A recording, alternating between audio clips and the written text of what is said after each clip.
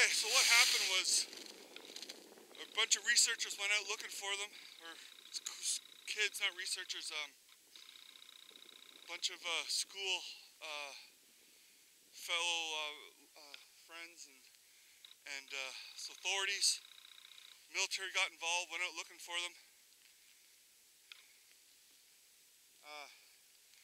They came across the tent, kind of like that, except it had cuts in it.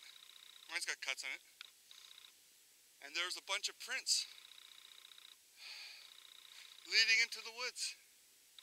9 sets. Not running, just walking away.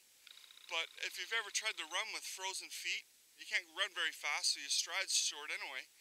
So they all bundled, walked down the hill to get away from this mountainside.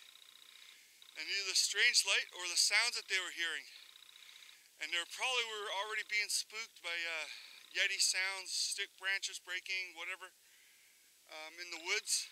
A feeling of being watched, the impending doom, an infrasound. And they started taking pictures of the woods. And that night, instead of camping in the woods, they decided to camp on the mountainside. Not much of a mountain, but it's just a nice hill with a quiet environment to do this reenactment. Okay, so just a quick recap for those who didn't see my other video where I showed pictures of Yeti inside their campsite. The group on their last night of February 1st, 1959, decided to set up camp, their tent, without the wood stove on the side of the mountain in the high winds. And Eichel's theory is wind-generated infrasound.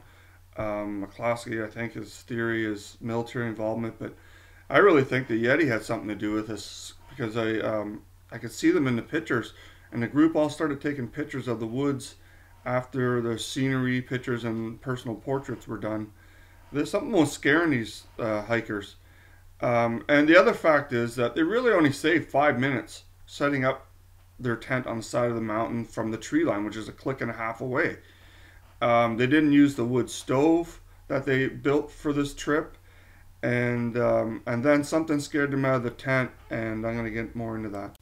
Right, so here's the tent location, I believe on the eastern slope of the mountain. There's the rescuers and the inset on the right, bottom right there. The little red arrows are where all the bodies of the 9 were found.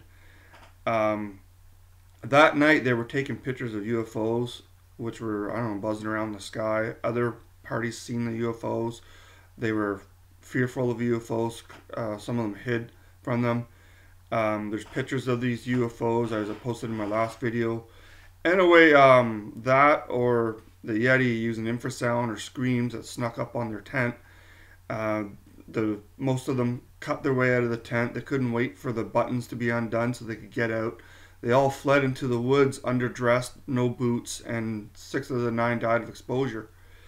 Well, when they didn't return, they set off a huge search party. First, the friends from the university got involved, and then military got involved, and this is a skirmish line. And they're hoping to find them. They're not hoping to find bodies, but that's what happened. They were using like avalanche poles, and then they'd come across some of the bodies here. And I left out the more gruesome pictures of the bodies.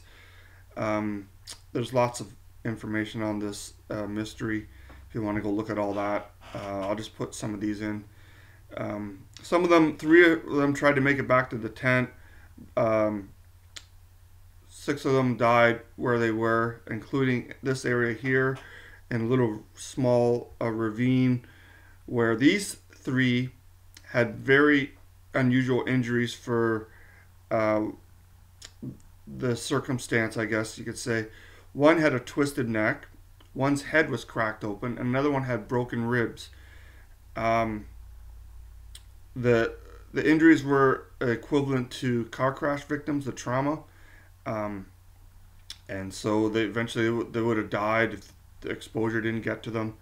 And this is where I think the Yeti got involved, where the other ones that were dying fast enough from exposure, even though they got fires going and breaking off branches of the cedar tree, which some of them climbed.